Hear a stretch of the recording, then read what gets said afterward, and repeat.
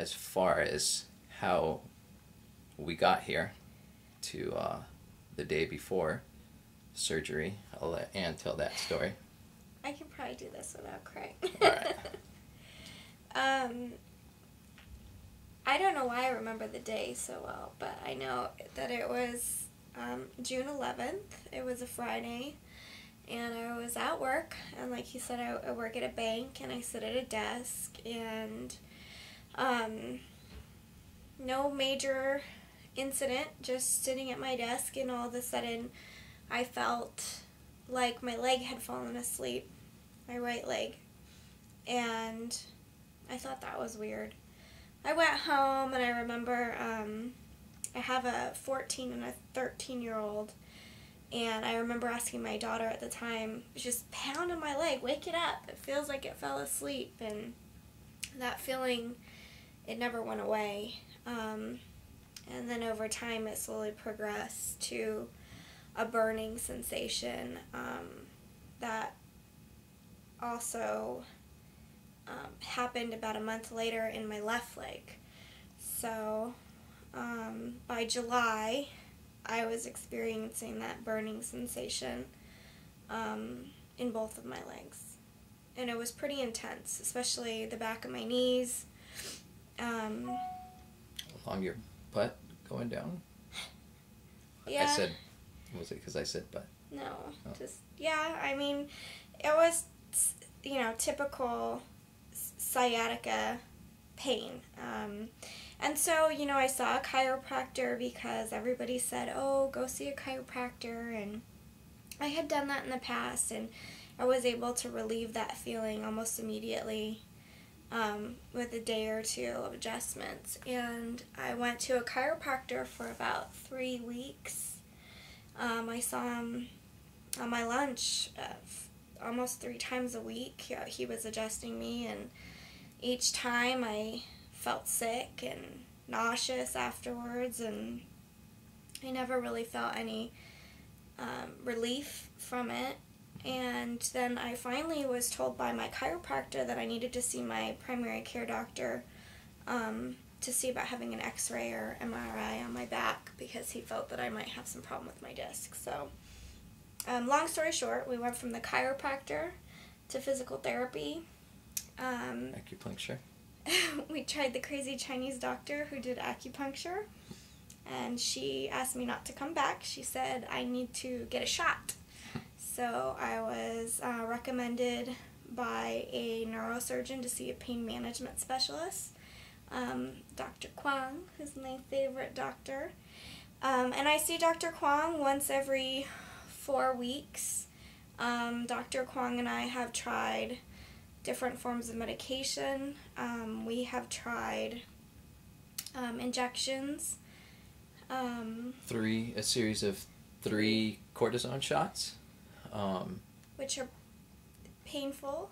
Okay, I'm sure some of you are viewing this video because you've already seen either a pain management doctor or your doctor has recommended that you get a cortisone shot, and you've gone beyond that now. We don't have to tell you how those cortisone shots feel, but for some people it provides a little bit of relief, sometimes hours, sometimes days, sometimes months, or even years.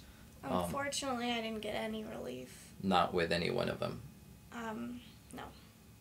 So what we ended up doing when I went back to the neurosurgeon, and he suggested that we do a discogram, because I had had MRIs and CAT scans that had suggested I had some damaged discs, but they just weren't sure how badly damaged they were, and he felt the discogram would really give us a clear idea of what's going on in there. So we did that on December 23rd, right before Christmas. Bad idea. Took a couple of days to get back up and around after that procedure, but that was definitely the eye-opener. Once we saw the results of that, it was pretty obvious what we needed to do. Nerve test, did you say? Oh, yeah, we did nerve tests on my legs. I had some weakness, some buckling of the knees, and started having to walk around with a cane, some other things. So they wanted to make sure I didn't have any nerve damage, but luckily I didn't have any of that. So we felt like the quicker we get in there and fix things, the less likely I would be to have permanent nerve damage. So after seeing the neurosurgeon, he had suggested that we remove the one disc, which is L5S1, the very bottom. That one on the discogram didn't hold the liquid that they put in there, the dye. So that one was ruptured. It was pretty bad shape. L4, L5 had a pretty decent bulge as well. And the surgeon felt that if we fused the bottom L5S1, that it would increase the pressure on the disc above, which was already damaged. So they made the decision to go ahead and do a 2-level fusion, spinal fusion. So what they're going to do is remove the disc particles. They're going to do a Laminectomy, I think that's how you say it, where they take the bone plate off, and they're going to use that to create the bone graft, which they'll put back in with a piece, a prosthetic piece that sits where the disc was, and they'll inject the bone pieces in there, and they'll use screws and rods on the vertebrae itself to open up the space and brace it while the spine fuses. I believe they called it a PLIF. PLIF. P-L-I-F. So if we get a dog, I think we can... No. Oh, okay. We want to put that behind us. But posterior interbody. That's PILF. Posterior lumbar interbody fusion. So say it again. Posterior lumbar interbody fusion. Right. So it's a second language. Yeah, which we've already learned quite a bit about. So that's what's happening tomorrow. Tomorrow we have to go to the hospital. We have to be there at 5. Surgery is supposed to start at 7, and we were told 4 to 5 hours in surgery, 4 to 5 days in the hospital. So. Right. And one real quick thing with that, Anne mentioned that she was referred to a pain management doctor, and one of the things was the cortisone shots to manage the pain. But I'm sure for many of you viewing know that also part of the pain management is to manage your pain with prescription or medication. And as far as that, that's supposed to take away the pain, but aside from some of the symptoms, specific symptoms that you were feeling from the damaged discs, no, how has the prescription medication helped for, or what medication are you taking now? Because some of you guys may be taking something similar or different. I don't know.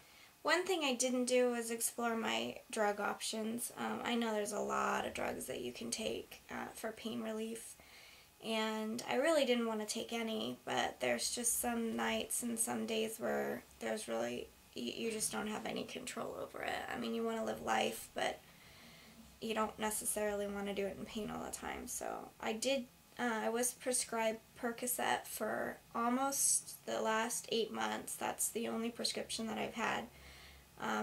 It's an as-needed prescription, so I don't take it every day. I take it as I need it. And it's usually 1 pill at night after I work 4 hours in the day, come home, get the kids, maybe make dinner, and then take a pill. And that usually gets me through till about bedtime. But once I lay down, the pain intensifies. I usually walk around at about a 6 or a 7, and by the time I get down to bed, it's quickly turns to a 10. So a lot of restless nights, And the only way I've found that I can go to sleep is with the sleeping pills. And just over the counter, we've done Motrin PM, Advil PM. If it had a PM on the end, we tried it. So that's where we are. I haven't been able to take any pills the last few days because I can't take blood thinners, and there's some aspirin in the pills that I take. So it's been a rough couple of days. Yeah, and sleeping with the pillow between your legs only goes so far. It does help, but yeah, it's not total relief. Nothing's total relief. The surgery hopefully will be total relief. Yeah. So we have a long journey ahead of us, and we haven't even hit day 1. So I hope this video helps you. For our friends and family, maybe it's just a good way to let you guys know kind of where we are with everything. We appreciate all the support from our friends and our family and our neighbors. Yeah, I don't have to think about cooking dinner this week. That's kind of nice. So thank you, everybody, and keep watching. Yeah, next time you see us, it'll probably be seeing Anne for the first time after surgery.